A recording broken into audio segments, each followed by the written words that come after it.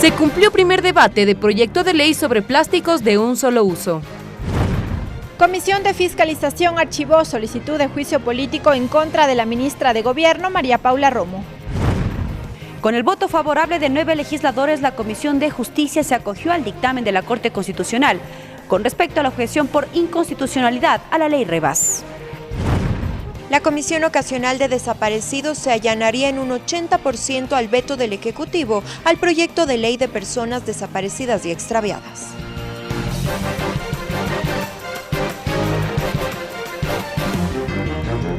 Los medios legislativos presentan TVL Noticias Emisión Estelar con Belkis Sánchez.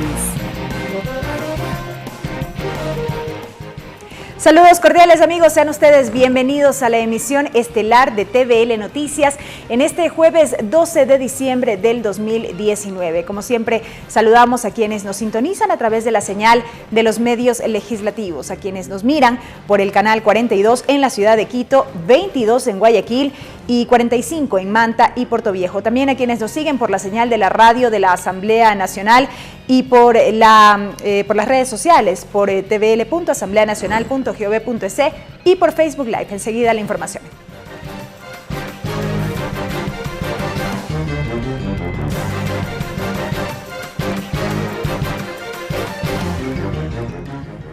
Iniciamos con las noticias, amigos. Falta de protección para Javier, Paul y Efraín y descoordinación de las autoridades son las conclusiones que presentó el equipo de seguimiento especial de la Comisión Interamericana de Derechos Humanos, CIDH, tras la investigación sobre el secuestro y asesinato del equipo de prensa de Diario El Comercio. Estas conclusiones se dan una vez que los familiares de Javier Ortega, Paul Rivas y Efraín Segarra, así como representantes de Fundamedios y la Fundación para la Libertad de Prensa, denunciaron irregularidades por parte del Estado en el proceso de negociación con los disidentes de las FARC, que secuestraron y asesinaron al reportero, conductor y fotógrafo de este medio de comunicación. El equipo de seguimiento especial designado para este caso se planteó 3 propósitos: atender a los familiares de las víctimas, monitorear los avances de la investigación por la CIDH y revisar que se cumpla con el acceso a la información del caso. Para ello, la misión visitó el Ecuador y este jueves 12 de diciembre entregó el informe. Estas conclusiones presentadas deberán ser analizadas por las autoridades ecuatorianas para revelar la verdad y garantizar la reparación a los familiares.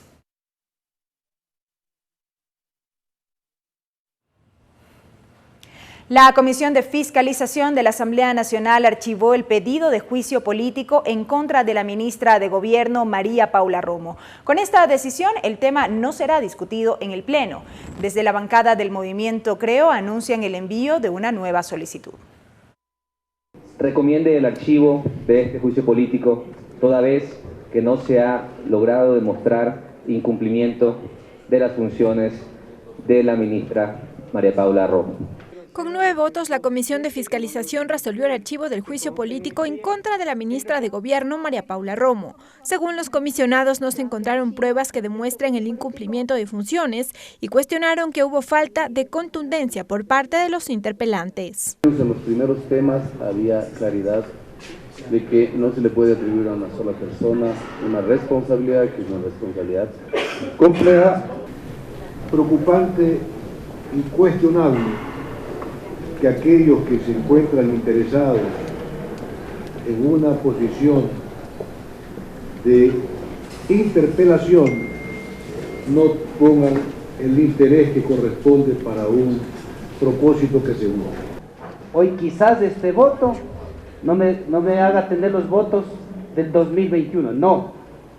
Hay que pensar en el país. Entre las conclusiones sostienen que el borrador del informe de Contraloría no establece que hubo perjuicio al Estado por el uso del helicóptero policial.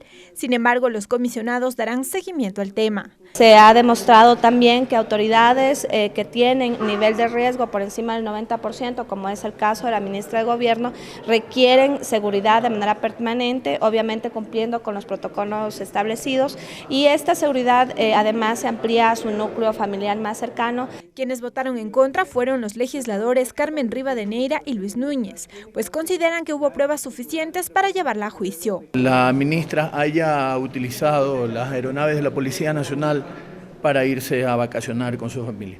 Y ese es un hecho que merece ser condenado. Desde Creo, los interpelantes rechazan la decisión y anuncian una nueva solicitud de juicio político.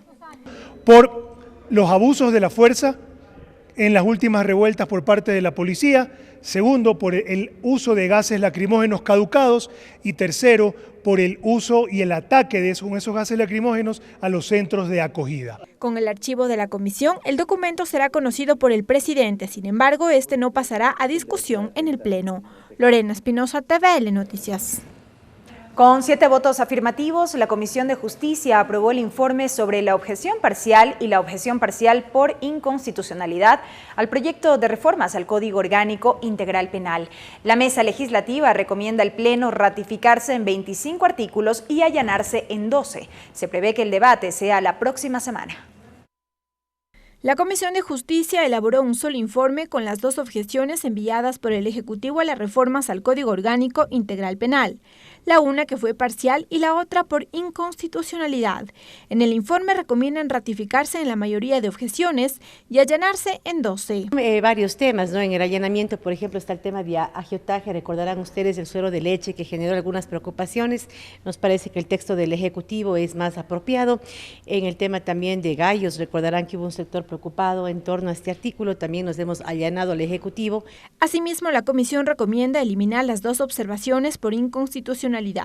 Esto tras el dictamen de la Corte respecto del comiso sin condena y el juzgamiento en ausencia de delitos contra la integridad sexual de niños y adolescentes. De conflicto armado, bueno, ahí obviamente nos hemos ratificado porque la Corte establece que no es inconstitucional el tema de juzgamiento en ausencia en el caso de delitos en contra de niños, niñas y adolescentes.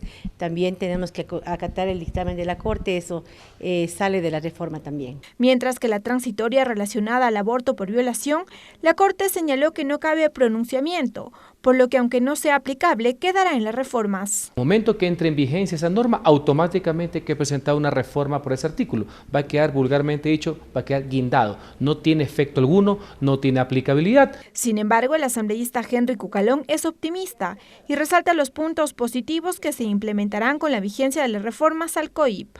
Recordemos que ahí se están implementando varias de las reformas que tienen que ver con seguridad ciudadana. Personas que han sido sentenciadas por delitos contra la vida tienen que cumplir su sentencia en la cárcel. El tema de los medios de comunicación, que en delito flagrante contra la vida, no en todos los delitos, se puedan mostrar los rostros de quienes han sido detenidos. El informe ya fue remitido a la presidencia de la legislatura y se tiene previsto que el debate y aprobación en el Pleno sea la próxima semana.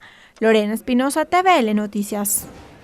Y esta misma mesa, la Comisión de Justicia, con 9 votos a favor, acogió el dictamen de la Corte Constitucional sobre la objeción parcial por inconstitucionalidad al proyecto de ley de registro ecuatoriano de violadores, abusadores y agresores sexuales de niñas, niños y adolescentes.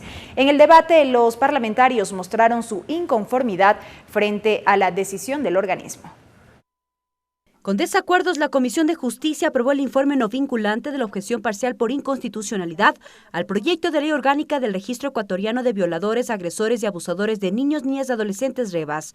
Según los legisladores, la Corte Constitucional antepuso el derecho laboral sobre el principio del interés superior del niño. Pero también dejando claro que la posición de la Asamblea Nacional priorizó el derecho superior del niño y que lamentablemente no fue considerado en el dictamen de la Corte.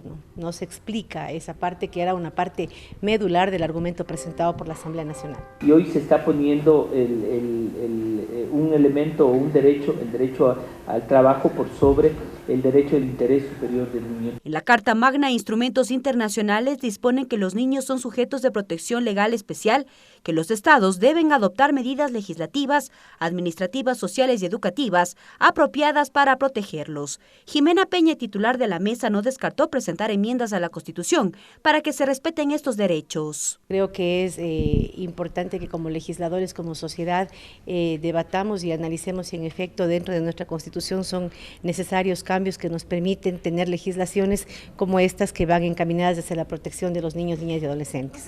Por su parte, la asambleísta Lourdes Cuesta, proponente de la iniciativa, lamentó la decisión del presidente de la República, pero su propuesta no quedará ahí, pues seguirá en pie de lucha para que se aplique este registro para violadores. Hay otras alternativas, señaló, pero que esto va más allá por decisión política. Imagínese usted que si se hace una ley autónoma, tomando en cuenta el Código Orgánico Integral Penal, teniendo en cuenta el Código de la Niñez, teniendo en cuenta la Constitución, tratados internacionales, sentencias de la Corte Interamericana de Derechos Humanos, nos dicen que no. ¿Qué vamos a hacer? ¿Qué vamos a hacer si ponemos esta norma en el Código de la Niñez y Adolescencia? También nos van a vetar por inconstitucional. Los legisladores plantearon que el Ejecutivo presente una norma alternativa y no se dejen en indefensión a los niños. Proponga una alternativa para dar una viabilidad a esta propuesta que hizo la Asamblea Nacional y que fue aprobada por unanimidad en el Pleno de la Asamblea Nacional. Cabe señalar que el Ejecutivo en su objeción señala que si bien la iniciativa es loable porque establece una inhabilidad a las personas con sentencia ejecutoriada, la propuesta del Ejecutivo de crear un registro contra bienes, derechos y garantías de las personas y deberes primordiales del Estado contemplados en la Constitución e instrumentos internacionales. Mariela Logroño, TVL Noticias. Entrevista. Con la presencia de representantes de diferentes instituciones del Estado, este martes tuvo lugar en la ciudad de Guayaquil el lanzamiento oficial del primer observatorio de la participación política de la mujer, instancia que vigilará por los derechos de la mujer y la conquista de nuevos espacios. Sobre esto y más vamos a dialogar en nuestro segmento de entrevistas con la doctora Mónica Vanegas. Mónica Vanegas, abogada, constitucionalista, ex vicepresidenta del Consejo de Participación Ciudadana y Control Social, directora de la Fundación Haciendo Ecuador, integrante del Observatorio de la Participación Política de la Mujer.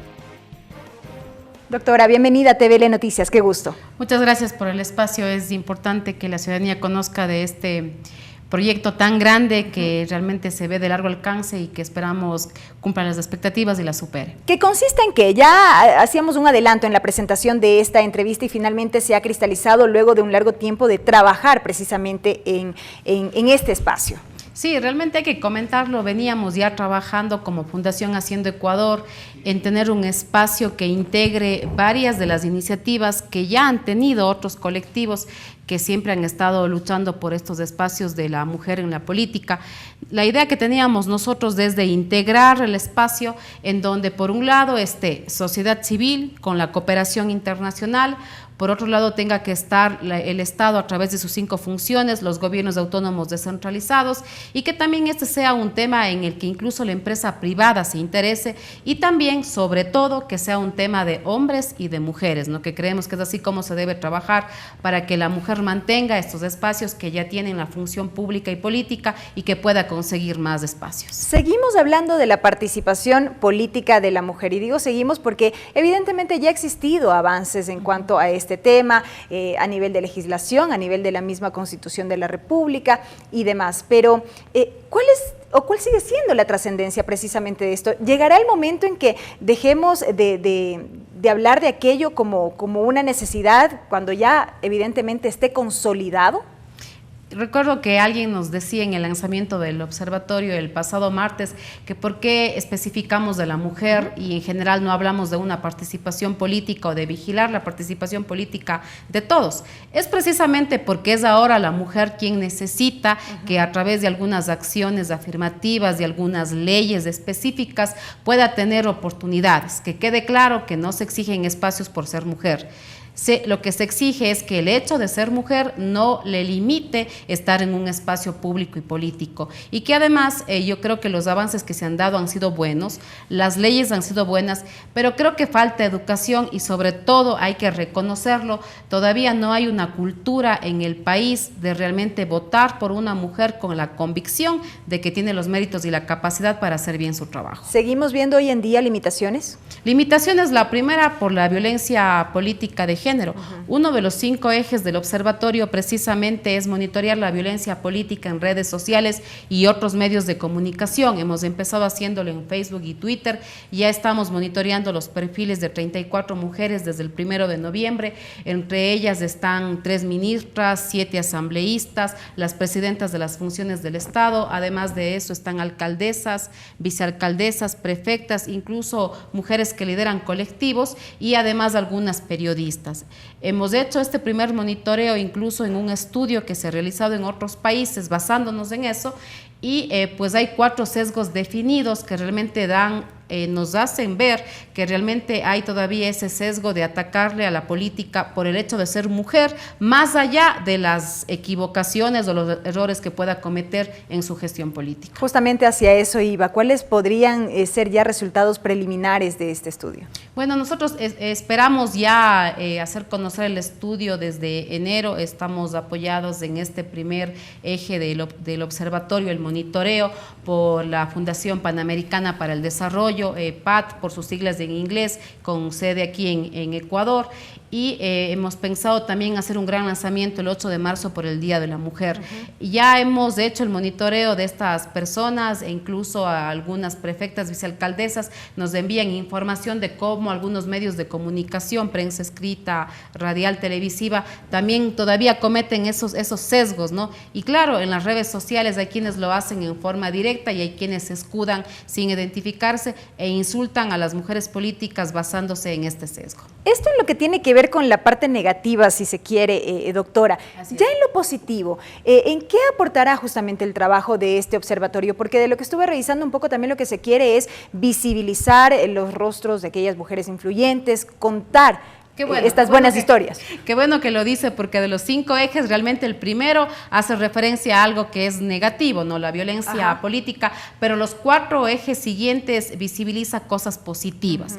Efectivamente, el segundo eje lo que hace es buscar historias de mujeres exitosas en la gestión política y vamos a contar sus historias a través de producciones audiovisuales, a través de un libro, porque hay cosas importantes que ellas tienen que contar y ser motivadoras de otras mujeres. Por ejemplo, vamos a empezar con la alcaldesa de Guayaquil, con la viceprefecta de Guayas, queremos hacerlo también con la ministra de Gobierno, también queremos hacerlo con las presidentas de las funciones, también estamos visibilizando a unas 7 asambleístas que, hay que decirlo, son quienes han visibilizado más su trabajo, ¿no? Y queremos que otras mujeres conozcan sus historias, que han sacrificado ellas, cómo hicieron para sortear algunas barreras que se encontraron en el camino para llegar a esos espacios y ser el ejemplo de muchas de nosotros. Correcto, doctora. Ahora, de otro lado, yo al inicio de esta entrevista hacía referencia a que han existido avances en cuanto a legislación en lo que tiene que ver con los derechos políticos de las mujeres y demás. Y esto nos remonta a lo que ocurrió días atrás aquí en la Asamblea Nacional cuando se aprobaron las reformas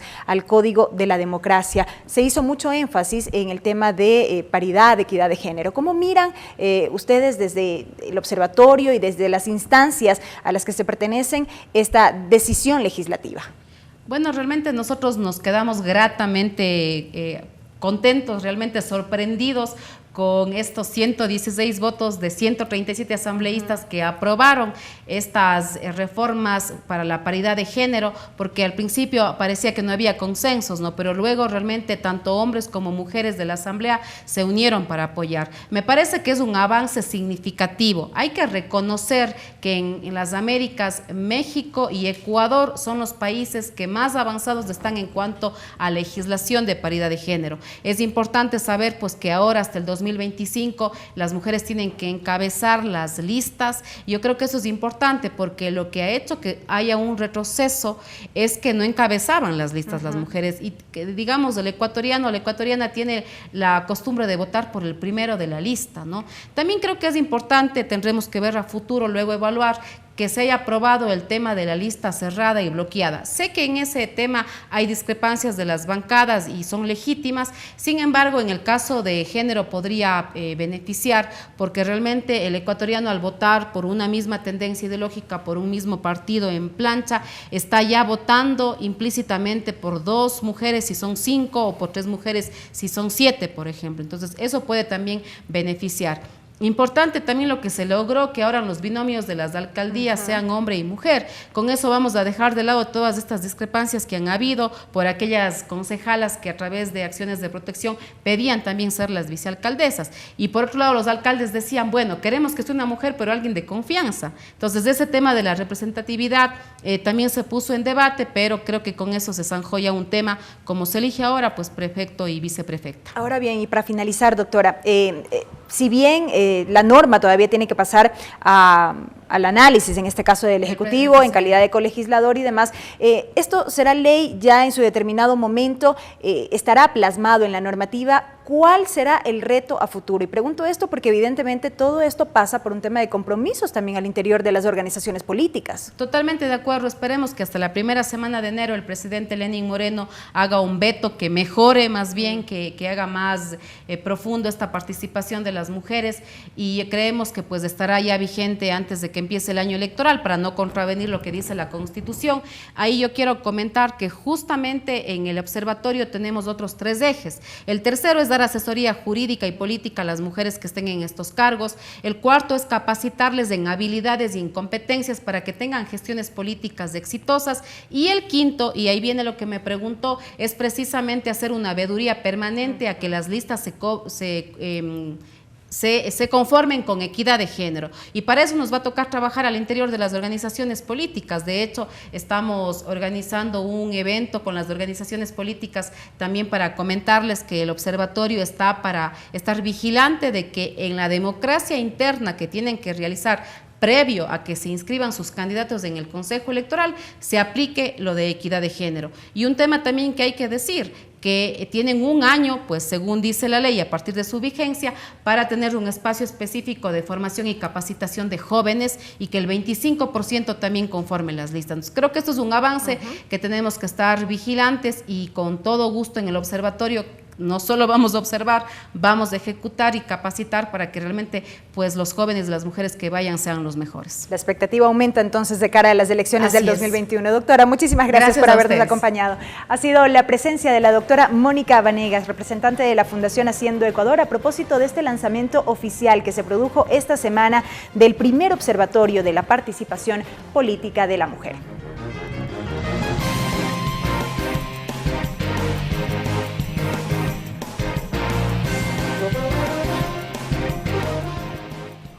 Retomamos los temas legislativos, amigos, para contarles que este jueves se cumplió el primer debate del proyecto de ley orgánica para la racionalización, reutilización y reducción de plástico de un solo uso en el comercio. Esta propuesta apunta a una reducción progresiva de este tipo de productos y su reemplazo por otros de carácter biodegradable.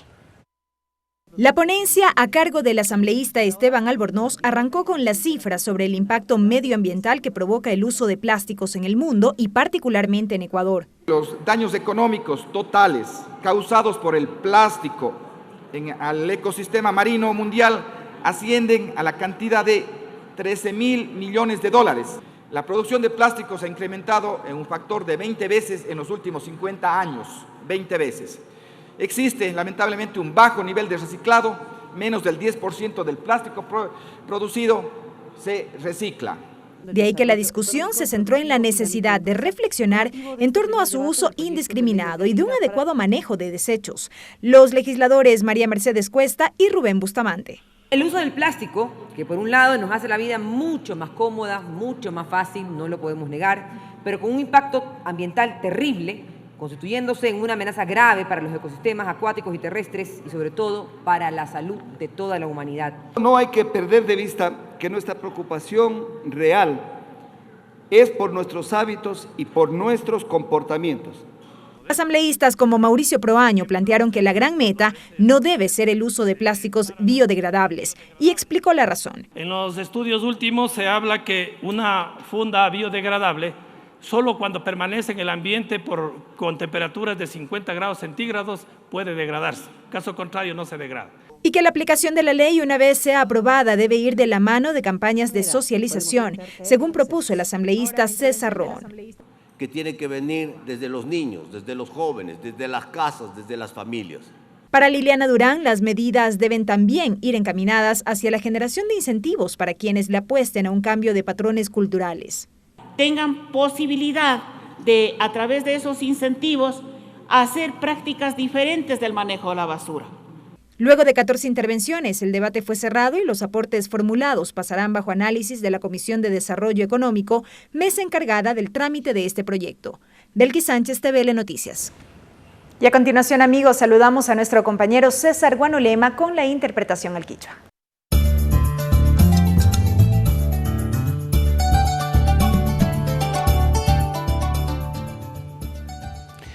Minga chihuaychi gayukuna ñukunchi ñami kaypikanchi kasna kaychishi willaykunata kichwa shimipi riksichinga pagmashi Belkis Sánchez allichishi willaykunawan kaypikallarinchi. Informe Investigación CIDH. Kashnakay Comisión Interamericana de Derechos Humanos Hatun Tandanaku Ima Mishu Willaita Chayachishka Kan Kaipimi Kashna Javier Paul Shinayati Efraín Runakuna Paikuna Kakai Diario El Comercio Hatun Willachi Wasipiyanka Kunamikarka Paikunami Kashnakay La FARC Hatun Tandanaku Kuna Imapi Hapitukushpa Kashna Wañu Manchayarka Kuna Chay Wañu Kuna Imaka Kashna Yukunchi Yaktamanta Aukakuna Shinayati Chapakuna Mana pacta yo yankanapa yuyay pactarishkamantami chayman kachayashka nishpami kasna willachikuna imata kachayachishka kan shinapash kasna kay hatun yakikuna imataka paykunapa wasi ayllukunawanmi rimanakuna kanga nishpami riksichishka kan nishpa willaykuna chayamushkam. Archivo Juicio Ministra de Gobierno, Shinayati Kashnakay Ministra de Gobierno María Paula Romo, Warmi Imatami Kay Juicio Político, Taripana Ñawinchina Imaman Kayachishka Kunakarka, Shinapash Kaitukui Kayachikuna Ñawinchikuna Imata Kayarichina Imapagmi, Mana Pacta Yoyaykuna, Huchachikuna Chayman Chayamushka Kan Nishkami, Shinapash Kashnakay taripa imataka wakichinamanmi kachashkakuna chaytami arinirkakuna kay mingarishka uku imapika. Veto reformas COIV. Llaqtapushak imami chinallati kashnakay hatun kamachi kay Código Orgánico Integral Penal kamachi imata mushuk yachinapa kashna kutimpas allichinaman kay mama llaqtatananaku yukuman tigrachishpa kachashka kan. Chaymanta rikukpika kashnakay hatun allichina kuna imata kutimpas imashina kishkashkata sakichunka ishkichunka pichkata mamayashkakuna. Allichinapa rikuchishka kuna imataka chunga ishki kilkakunatami kasna chayta ñamushuk yachinapak arinirkanchi nishpami kasna kay hatun kilka imataka ña apukunapak chayachinapak ña kaypi arinishkakuna. Debate ley reutilización de plástico, Shinayati Mamayakta Tandanaku Yukupikunan Punja Ima Mishu Hatun Rimanaku Ita Tukuya Pukuna Charirka Kaipimi, Imagina Yakai Hatun, Ley Orgánica para la Racionalización, Reutilización y Reducción de Plástico, Hatun Kamachi Imata Kaipi Rimanakurka Kuna. Paikuna Kaninmi Kasna Kai Hatun, Kai Charina Kuna Imaka, Pachamamata Mituku Imapayachikon, Chaimanta Minyukun Chika Kaipi Ajita Rikunakanchi, Chaipagmi Kai Kamachi Napanganishpami Rimana Kurkakuna. Hasta aquí la interpretación en el quichua.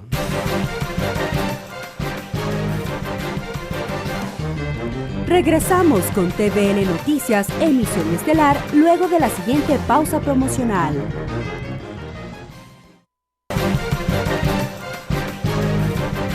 Entrevista. Seguimos con más, amigos. La noche de este martes, la Comisión Ocasional Multipartidista que investigó los hechos relacionados al paro nacional presentó su informe final en el que, además de demandar una convocatoria nacional al diálogo y la construcción de una sociedad de paz y encuentro, delimitó una hoja de ruta para que instituciones como la Fiscalía actúen de manera oportuna, de manera que los hechos de violencia registrados no queden impunes. Sobre esto y más vamos a dialogar en nuestro espacio de entrevistas con el asambleísta Fernando Burbano.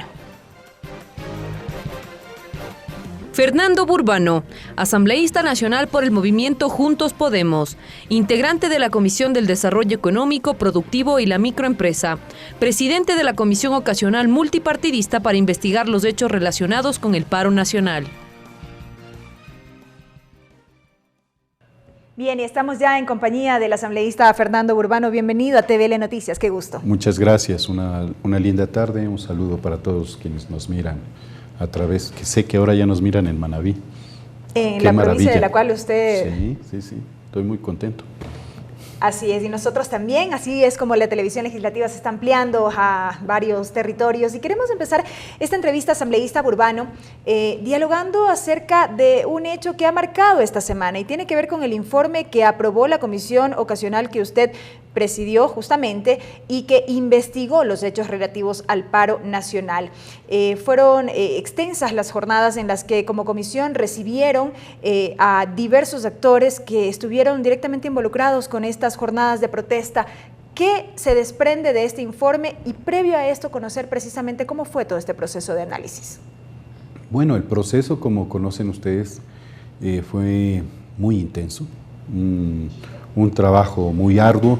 Tuvimos alrededor de 74 comparecientes de diferentes sectores, jornadas de escucha a la gente, que creo que esto también le hacía falta a la Asamblea, darnos el tiempo de escuchar a las personas para comprender sus problemas y sus motivaciones. Desde ese punto de vista, la comisión logró también recabar un sinnúmero de información que hoy es un expediente voluminoso que servirá para investigaciones futuras a quienes quieran intervenir en ello. Hemos logrado recopilar alrededor de 8,000 hojas en lo que son los informes. Tenemos también la posibilidad en el informe ya propio de la comisión de ir determinando de cada comparecencia lo sustancial que le derive a quien haga una investigación más concreta a la fuente que nos permitió hacer esta síntesis.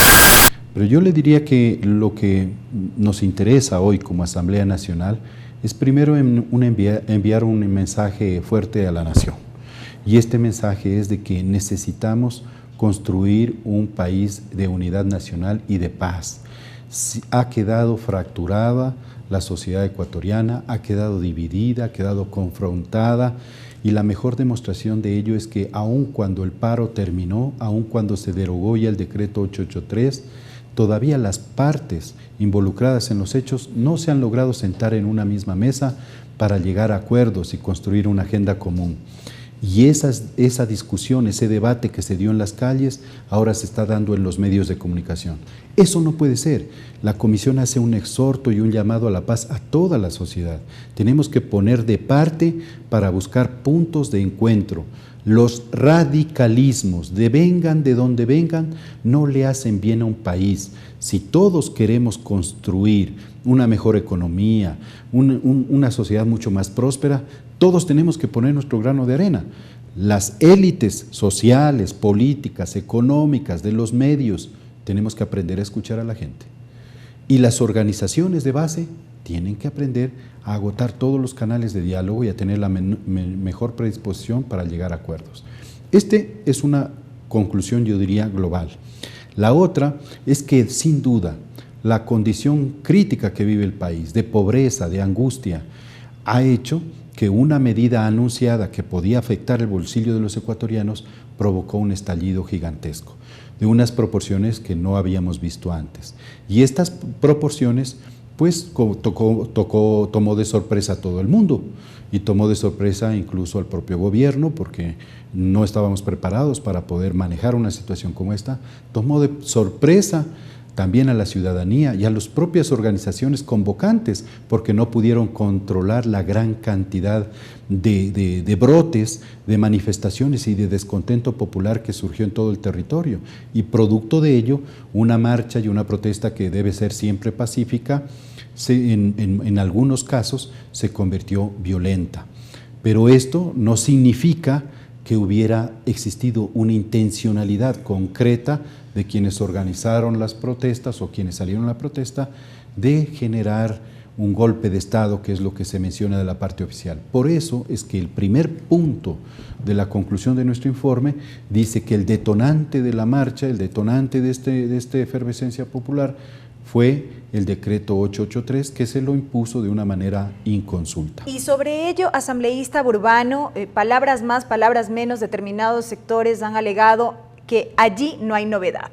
Y digo esto porque ha habido cuestionamientos respecto a lo plasmado en este informe, en el sentido de que la comisión, luego de todas estas comparecencias recibidas y estas versiones que ustedes pudieron escuchar, no determinaron responsabilidades políticas. Había expectativa respecto de aquello, sin embargo, la comisión y usted, como presidente de la comisión, ha reiterado que han querido ser lo más objetivos posible, si se quiere. Pero, ¿qué decir respecto de esto que, insisto, determinados sectores esperaban que se establezcan responsabilidades políticas? Desde luego había muchos sectores, especialmente radicales, que les gusta tener un país en confrontación permanente, que buscan culpables de cualquier naturaleza. Pero ¿cómo podemos señalar culpables, por ejemplo, a los cientos y miles de jóvenes que en las calles, estaban en las calles? ¿Por qué? Porque no pudieron entrar a la universidad, porque no pueden conseguir trabajo, porque nadie los escucha y encuentran este espacio de protesta como el espacio para ser escuchados. Y que claro, como no hay conducción política, no hay conducción ideológica, porque es algo espontáneo, muchas veces degenera esto en una suerte de violencia. No hay comprensión porque miles de agricultores que han perdido sus cosechas, usted sabe, yo defiendo el sector rural, y soy consciente de la pobreza y de la miseria y de la iniquidad que existe en el sector rural, pero resulta ser que una década completa hubo un fracaso en las políticas agrarias y hoy se veían muy angustiados y muy preocupados de que de pronto un incremento de los combustibles los iba a afectar. Entonces a veces no miramos eso, yo quiero que como legislador también hacer un mea culpa. Muchas veces, si bien las decisiones tienen que ser pragmáticas y yo también he asumido esas posiciones en el pasado, pero hoy lo nuevo de esta comisión es que gracias a recibir y escuchar a estas 74 comparecientes he comprendido que con mucha más razón los legisladores, quienes estamos ejerciendo poder público, los gobiernos de cualquier naturaleza, tenemos que darnos tiempo para escuchar a la gente, para comprender sus angustias y construir con ellos las propuestas. Propuestas duras necesitan ser socializadas con mucha más razón, construidas de manera conjunta. Y aquí el sacrificio tiene que ser de todos los sectores. No es posible que el costo de la crisis lo pague la factura solo los más pobres. Y creo que eso no nos dimos cuenta. Quiero incluirme en este tema para que no se diga que aprovecho esta circunstancia para hacer un ataque. Sí, pero por eso mismo hay tiempo para rectificar y hacer las cosas de manera distinta. Entonces, claro, a los que tienen una posición radical o a los que quieren tener grandes editoriales o quieren vender más con prensa amarilla, claro que quieren que señalemos culpables, que busquemos nombres. Pero quiero recordarles una cosa. Nosotros hacemos control político y fiscalización, según el artículo 131, a los funcionarios. No podemos hacer a los manifestantes, pues. Esa no es nuestra tarea. La tarea, ¿no correspondía, dice usted, en todo caso, a la comisión establecer este tipo de responsabilidades? Por eso es que nosotros, ¿qué es lo que señalamos? Decimos, hay heridos, personas que vinieron a la marcha y han perdido los ojos. Hay personas heridas graves, hay fallecidos. Sin embargo, otro de los cuestionamientos también, asambleísta Urbano, si me permite, ha sido que la comisión no ha podido establecer con claridad el número de fallecidos y el número de heridos, y el informe precisamente recoge que esto tiene que ver con que ha habido cifras que no coinciden. Claro, nosotros hemos pedido la información oficial, pero las informaciones oficiales no concuerdan. Esos datos se contradicen incluso con aquellos testimonios e información recibida, por ejemplo, por organismos de defensa de derechos humanos. Entonces, en esta comisión nos hemos preocupado por las víctimas, y de todo tipo. Las víctimas que están del lado de los manifestantes, las víctimas que están desde los funcionarios del orden público, policías que fueron agredidos, tenemos un policía incinerado, un policía que perdió un ojo, mujeres abusadas, y del otro lado tenemos mujeres y hombres que perdieron sus ojos y perdieron la vida. Para todas estas víctimas, en este caso, es necesario y es justo, ellos merecen saber la verdad de los hechos, por qué están en estas circunstancias ahora. Y eso se llama el ejercicio de la justicia. Pero no tiene que quedar ahí. Es obligación del Estado reparar esta situación. A veces no se comprende y se dice, no, es que los derechos humanos solo se ocupa de esto. ¿Y qué pasa con los ciudadanos? También el informe habla de los ciudadanos que no se pudieron movilizar. O se olvidan que por la paralización del transporte hubieron 3 días que no podíamos movernos a ningún lado. Ya nos estamos olvidando y a veces nos concentramos solo en estos discursos y en estas muletillas que vienen de sectores interesados radicales que no quieren llevar a diálogos y a consensos. Entonces, hubieron estas afectaciones a ciudadanos. Los saqueos afectaron a negocios pequeños. Tenemos aquí un vecino de la Asamblea Nacional que tenía su restaurante, muchos íbamos a comer ahí a ese restaurante. Le robaron, le saquearon. Tenemos periodistas agredidos. Yo recuerdo que vi periodistas agredidos al principio por elementos de la policía y luego también por manifestantes. Son víctimas.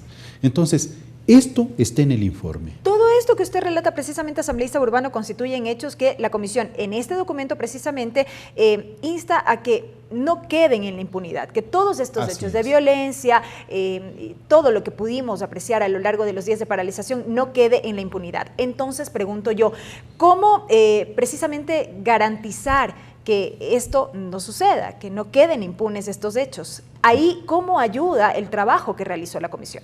Mire, la primera contribución que hacemos es toda esta enorme sistematización que tenemos se traslada a la Fiscalía, a la Defensoría del Pueblo, a la Contraloría General del Estado, porque ellos son las instancias que tienen que hacer la investigación. Nosotros, los legisladores, no somos fiscales y entonces no podemos llegar a la determinación de tal o cual nombre que esté vinculado a un delito y tampoco podemos implementarle una sanción. Para eso el Estado, que es el responsable, tiene la Fiscalía y tiene la Justicia. Y en el caso de la Defensoría del Pueblo, es la que tiene que hacerse cargo de estos casos, individualizarlos, particularizar, para permitir que la judicialización de cada uno de ellos termine en una reparación de las víctimas afectadas en sus derechos humanos.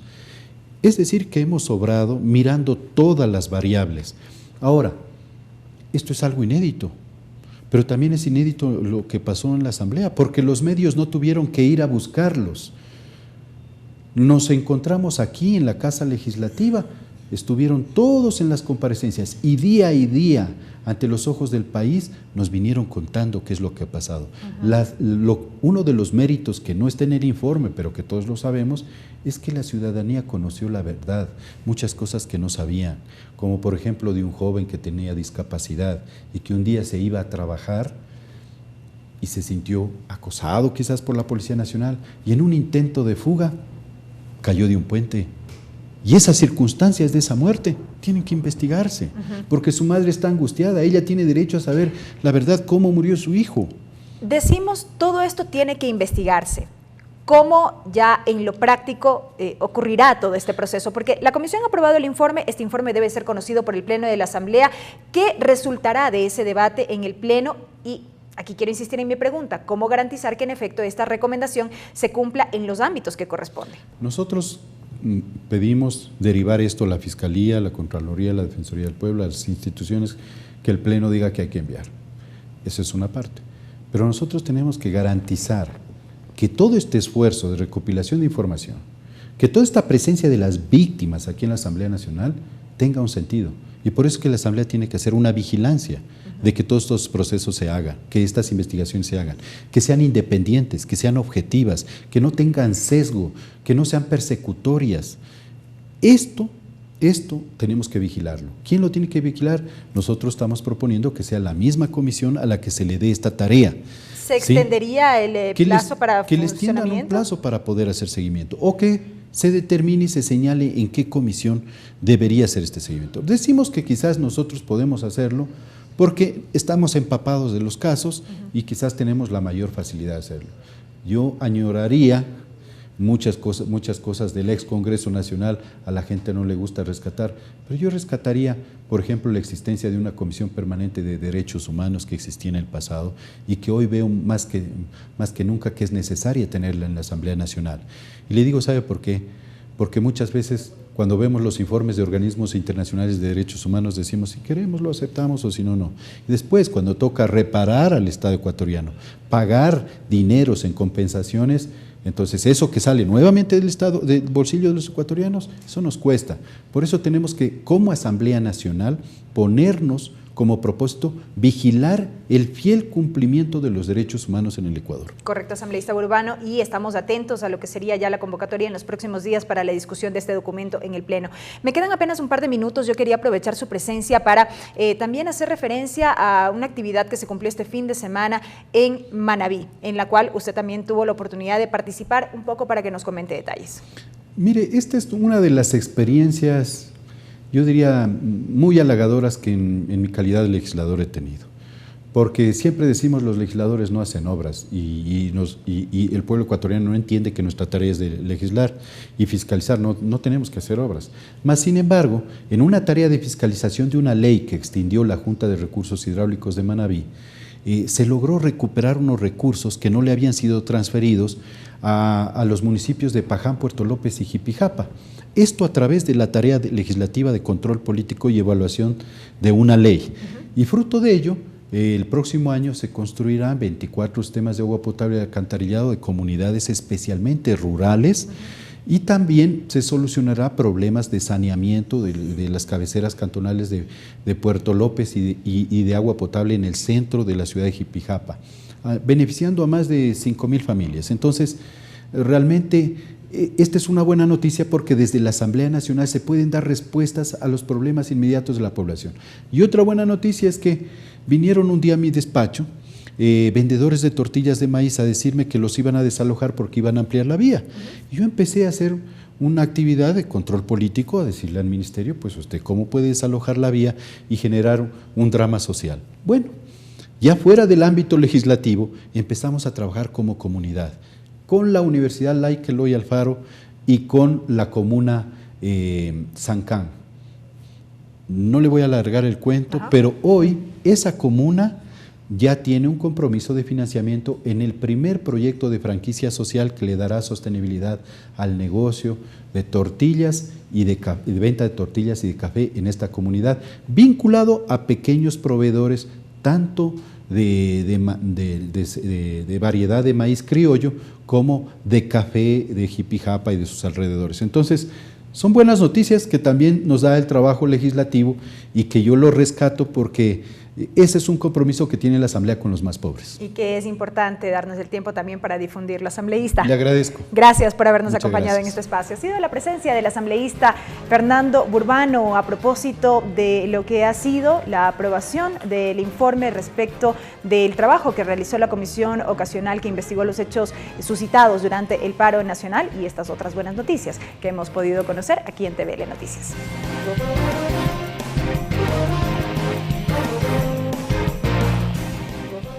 Y seguimos con más información. Los compromisos adquiridos durante el 8º Encuentro Binacional Ecuador-Colombia provocaron reacciones en la Asamblea Nacional, en particular por la integración fronteriza. Los legisladores de las provincias de Carchi, Loja y Esmeraldas mostraron su preocupación, pues señalaron que no hay normativa que cubra las necesidades de las zonas de frontera. Durante el Gabinete Binacional Ecuador-Colombia, varios fueron los compromisos adquiridos en asuntos de integración y frontera. Este aspecto generó reacciones en la Asamblea Nacional. A decir del legislador por el Carchi, Javier Cadena, la situación cada vez se agudiza en las provincias ubicadas en el cordón fronterizo, pues la presencia del Estado, dijo, es nula. En la frontera pasa de todo. Hay inseguridad, hay boletaje, hay desesperación, no hay trabajo. Existe la crisis económica, el diferencial cambiario al menos nos consume enormemente y lo que es más, no hay un aliento por parte del gobierno nacional para decir por lo menos tenemos la intención de hacer algo. A ello se suma, según el legislador por Loja, Rubén Bustamante, la falta de compromisos reales por parte de los países de la región. Destacó, por ejemplo, que se debería implementar una ley transnacional que permita cubrir la demanda social y económica que atraviesan estas zonas. Las cosas que se deciden en los gabinetes binacionales lamentablemente son de poco cumplimiento. Entonces yo creo que ahí hay que tener un nivel de responsabilidad mucho más amplio, es decir, generar una norma de carácter transfronterizo, pero también evidenciar los problemas que tenemos en el país. El legislador por Esmeraldas, Lenín Plaza, también reveló que la situación de inseguridad sigue latente en esta zona del país. Pero en realidad que estamos en deuda con ese sector que necesita de nosotros y después estamos asustados cuando hay hechos de violencia. Desde la Asamblea Nacional, a la par de las acciones de gobierno, tienen vigencia la Ley de Desarrollo Fronterizo. Los legisladores consideran que la norma no está acorde a la realidad. No le pone un centavo en ese reglamento para la Ley de Fronteras. Una falta de distribución equitativa de los recursos en el país. No hay una planificación para las zonas de frontera adecuada. Es una zona diferente al resto del país. No se ha hecho casi nada en el tema porque la ley no se la está aplicando como debe ser. Cabe señalar que durante el Gabinete Binacional Ecuador-Colombia se llegaron a varios compromisos, como nuevas iniciativas en seguridad y defensa, infraestructura y conectividad, entre otros. Mariela Logroño, TVL Noticias. La Comisión Ocasional de Desaparecidos terminó con el análisis del veto parcial del Ejecutivo al proyecto de ley orgánica de actuación en casos de personas desaparecidas y extraviadas. Los asambleístas decidieron allanarse en el 80% de las observaciones del colegislador y se espera que el informe sea aprobado la próxima semana para su discusión en el Pleno. Para la próxima semana, la Comisión Ocasional de Desaparecidos prevé la votación del informe sobre el proyecto de ley de desaparecidos con las objeciones del Ejecutivo incorporadas. Los comisionados decidieron allanarse en la mayoría de artículos a la propuesta del presidente en su calidad de colegislador. La asambleísta Gabriela Larrategui explica el motivo. En la mayoría hay solamente unas pocas ratificaciones, en la mayoría es un allanamiento, incluso se ha allanado a la conformación de los órganos. Nosotros habíamos planteado un sistema de búsqueda, ellos plantean que haya un órgano ejecutor y que haya un órgano directivo. La conformación es distinta, pero creo que esto puede ayudar a que sea más efectivo toda la coordinación, porque lo que estamos hablando... Además dijo que este proyecto de ley pretende ser una herramienta para que las instituciones del Estado mejoren su actuación a la hora de localizar a una persona desaparecida o extraviada. La idea sigue siendo la misma, el propósito sigue siendo el mismo, y yo creo que el hecho de que el Ejecutivo tenga una decisión en cómo se organiza toda esta coordinación va a hacer que sea mucho más efectiva la aplicación de la ley. Hubo debate sobre la propuesta del Ejecutivo en la conformación del Sistema Nacional de Búsqueda, que manifiesta que esté conformado por un órgano de gobierno, otro ejecutor y otro de entidades operativas. Marcelo Holguín dijo que deben ratificarse en las 15 instituciones que propuso la Comisión para la búsqueda y actuación. Nosotros deberíamos mantenernos en aquello que hemos venido discutiendo y trabajando por más de un año, que era la incorporación en el sistema del Consejo de la Judicatura, Defensoría del Pueblo y Defensoría Pública. Sin embargo, la comisión se allanó a la propuesta del Ejecutivo y a las más de las 40 objeciones enviadas. Con esta decisión falta la votación del documento al interior de la comisión y el análisis en el Pleno para que sea ley de la República. Tatiana Sorenholzner, TVL Noticias.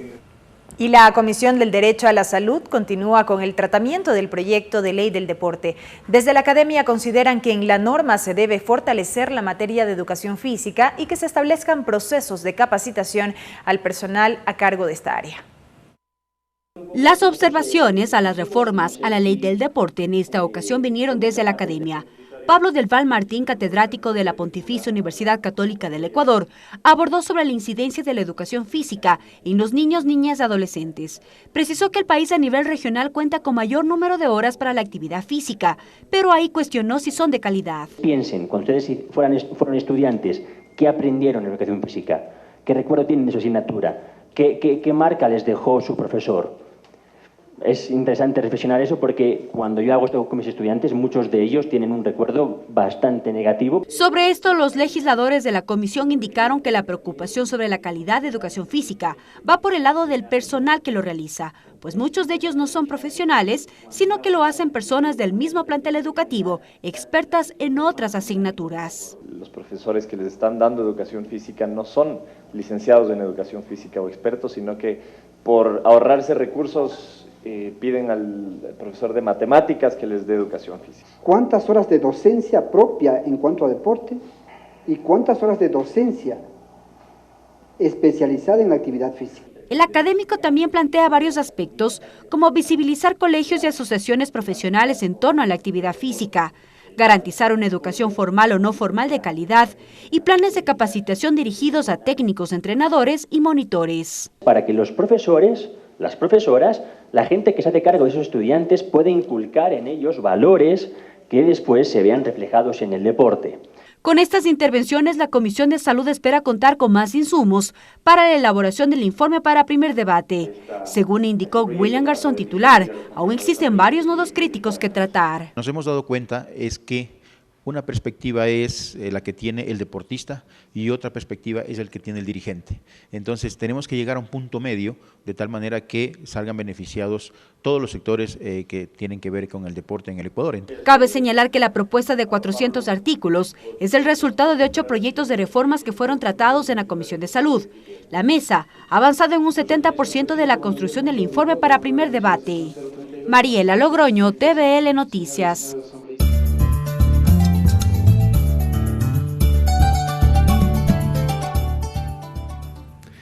Chidamiñukunchi gastawan Willaykunata Kichwashimipi Ajichishkanchi Mashikuna.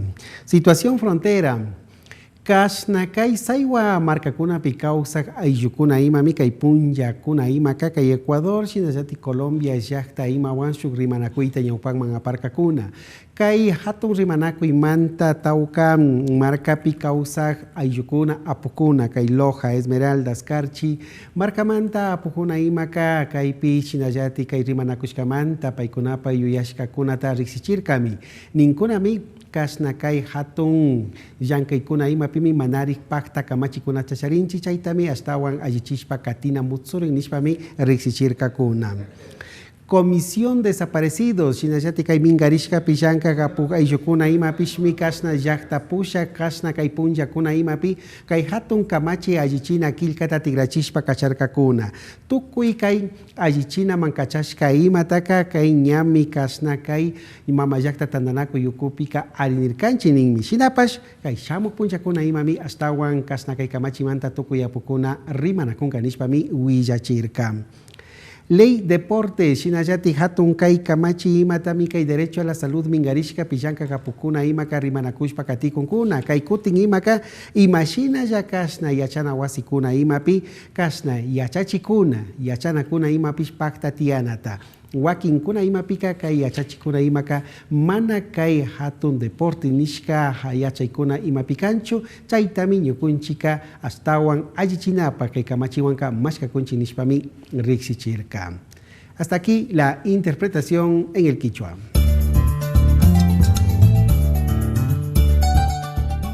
Y les contamos que la Comisión de Fiscalización de la Asamblea conformó 2 subcomisiones a fin de dar seguimiento a todo el sistema educativo. Esto a partir de denuncias sobre presuntas irregularidades en el programa de alimentación escolar, escasa infraestructura y concursos de méritos retenidos. Con un video sobre la intoxicación alimenticia ocurrida en el Cantón General Villamil Playas el pasado 4 de diciembre, el legislador Alberto Arias sustentó su pedido de investigar supuestas irregularidades con el Ministerio de Educación. El Ministerio de Educación es un ente muy sensible que hay que tomarle mucha atención y se viene escuchando muchas irregularidades. A ello se suma la denuncia que formuló Adán Agustín Lindao, representante de la Coordinación de Maestros, por el pronunciamiento de la ministra de Educación, Montserrat Kramer, en la Asamblea Nacional. Según el docente, con respecto a la alimentación escolar, no hay control por parte de la autoridad. Haga vigilancia y un control del manejo de los productos del programa de alimentación escolar, por cuanto es responsabilidad del Estado y especialmente del Ministerio de Educación velar por estos productos que hacen botado en la basura, que hacen en centros de rehabilitación. Un segundo aspecto es la infraestructura. Según Lindao, existen escuelas que no han sido entregadas. ¿Por qué tenemos estas instituciones que ya están terminadas y no se les entrega a los padres de familia, no se les entrega a los estudiantes?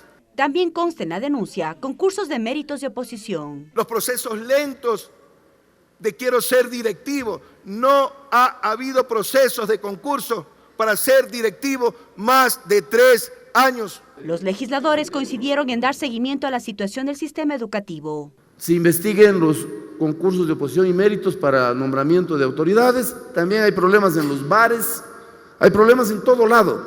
Y respecto de la infraestructura educativa, hasta septiembre de este año, apenas del 100% se iba ejecutando el 25%. Para el tratamiento del tema, la Comisión de Fiscalización conformó 2 subcomisiones para la visita a territorio. Mariela Logroño, TVL Noticias. Y así llegamos a la parte final, amigos, de esta, la emisión estelar de TVL Noticias. Una muy buena noche con ustedes.